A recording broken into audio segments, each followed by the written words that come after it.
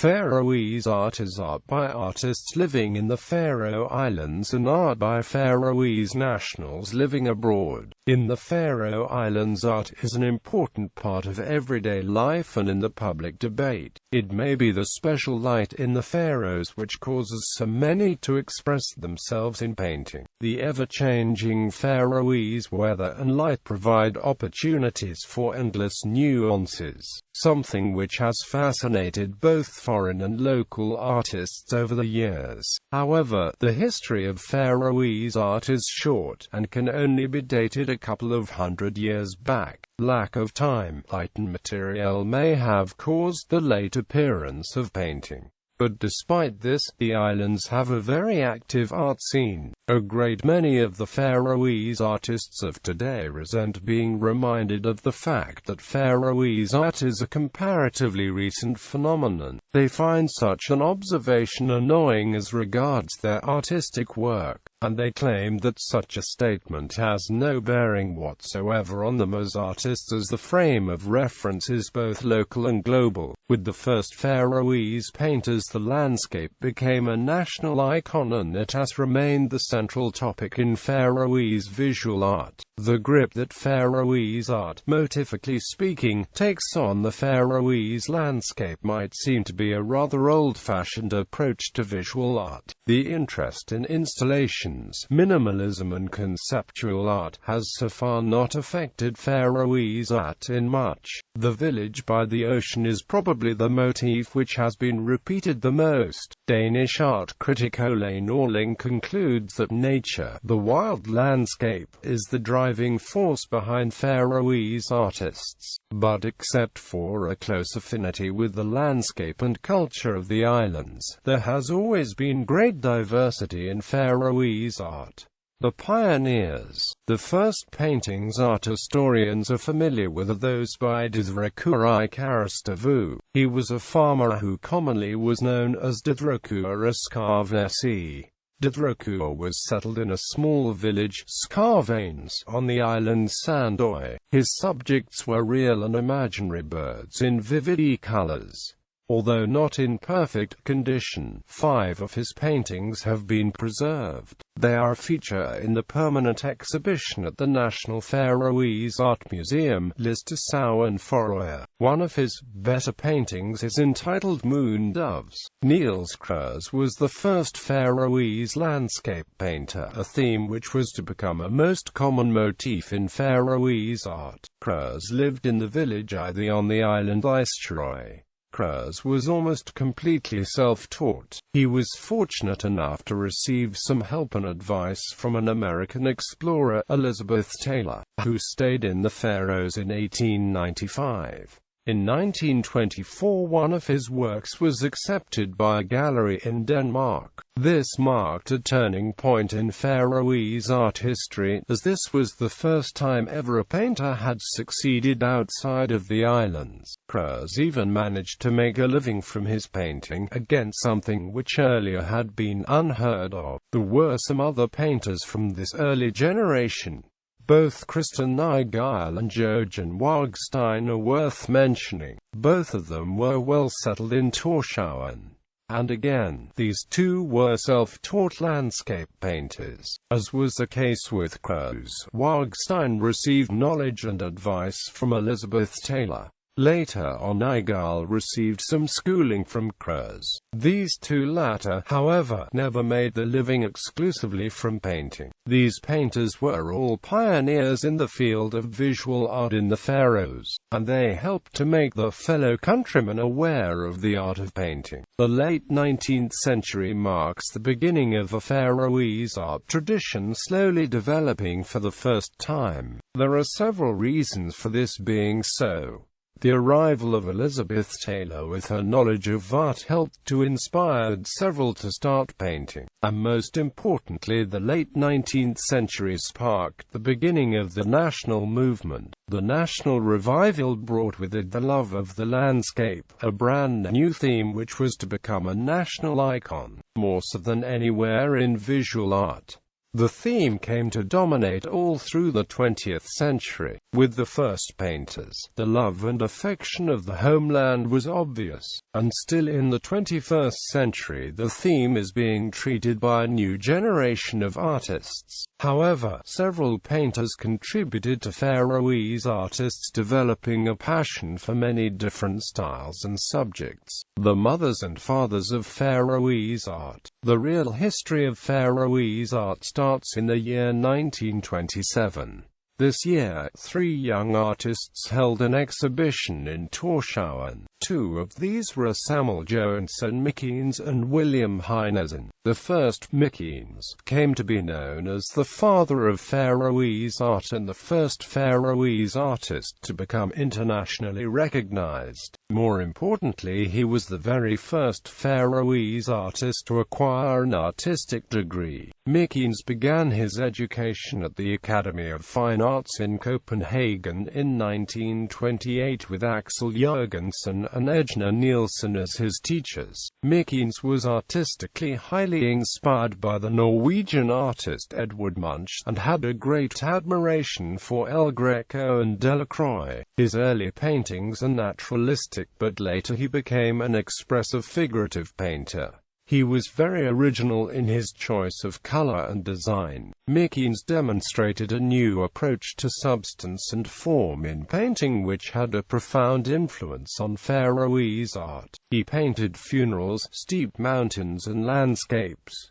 His paintings of pilot whaling became important to future artists. He introduced the possibility of allowing the landscape to mirror the painter's inner life.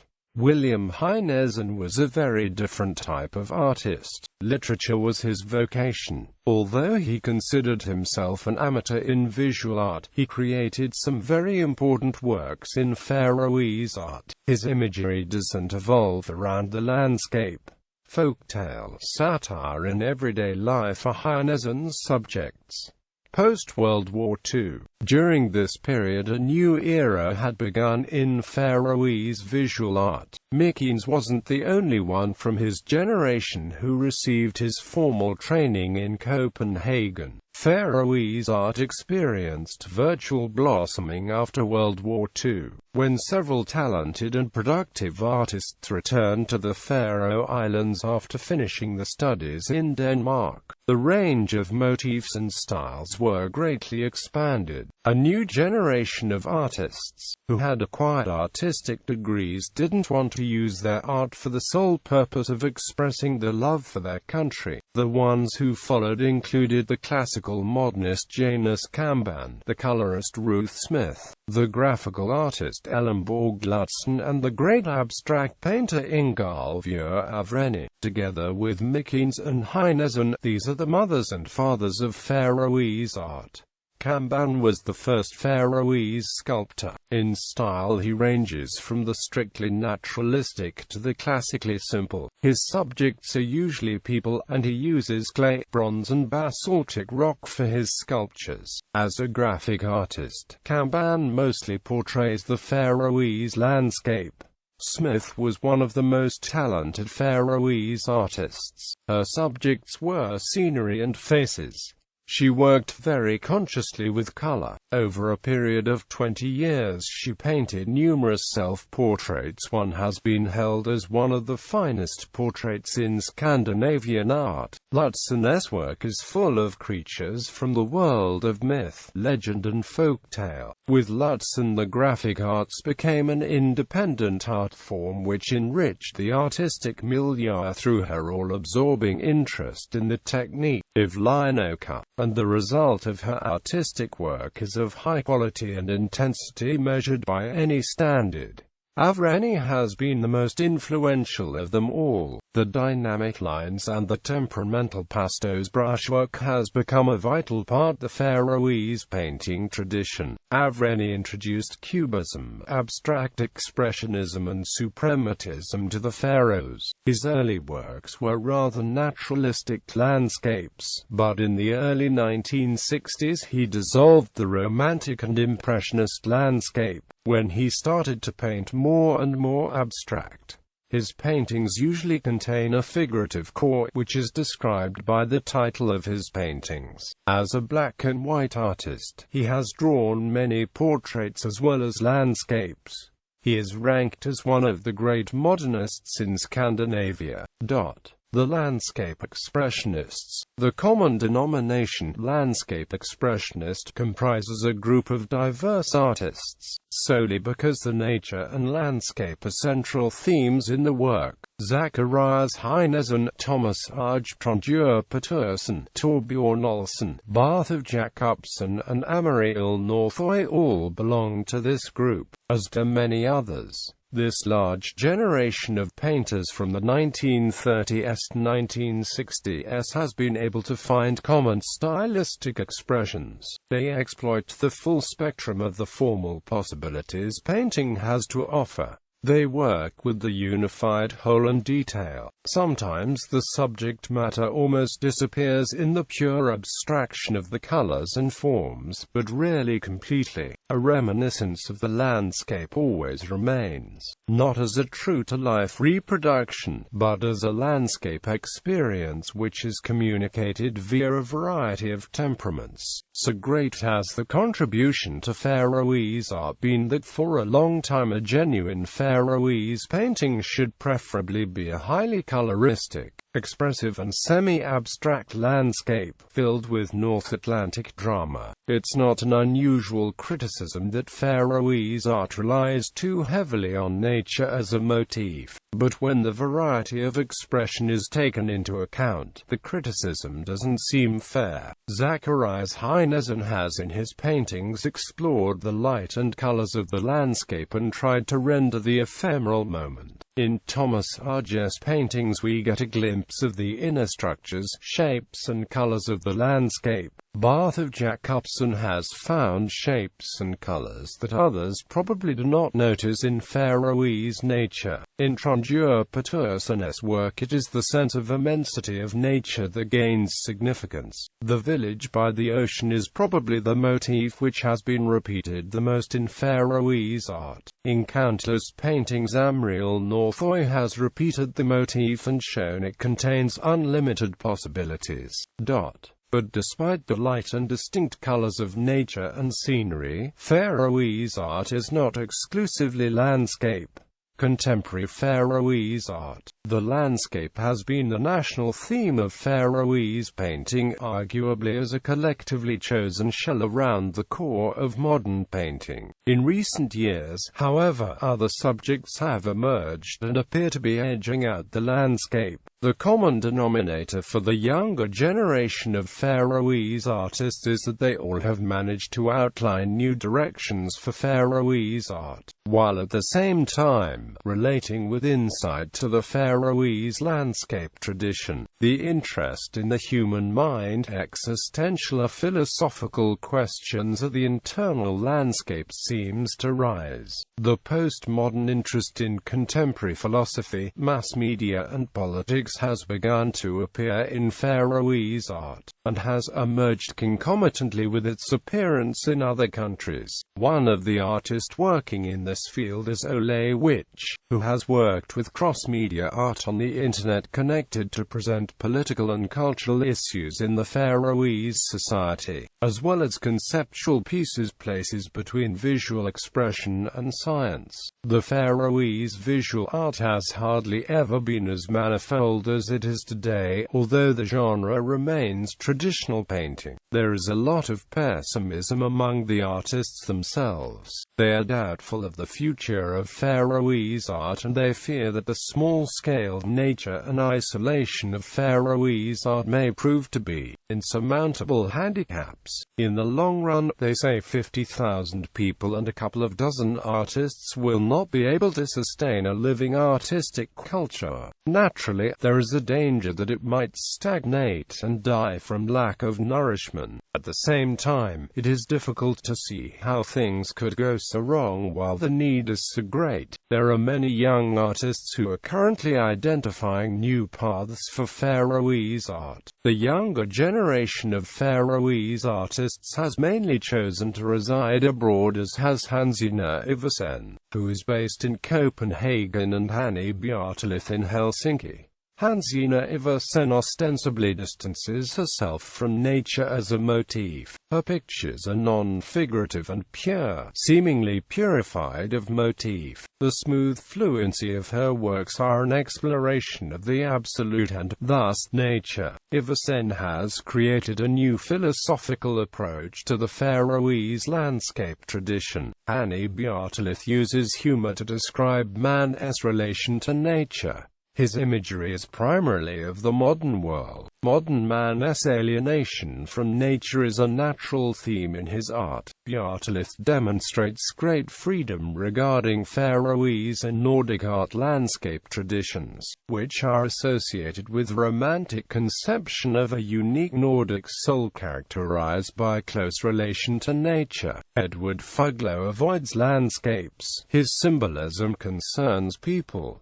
He creates surreal, comic and ironic paintings. Fuglo observes and mocks people, mostly men, in their absurd activities. The images are always pointed at political or perhaps art-political commentary. His imagery is in many ways innovative in the Faroese tradition. Fuglo is also one of the best illustrators in the Faroes.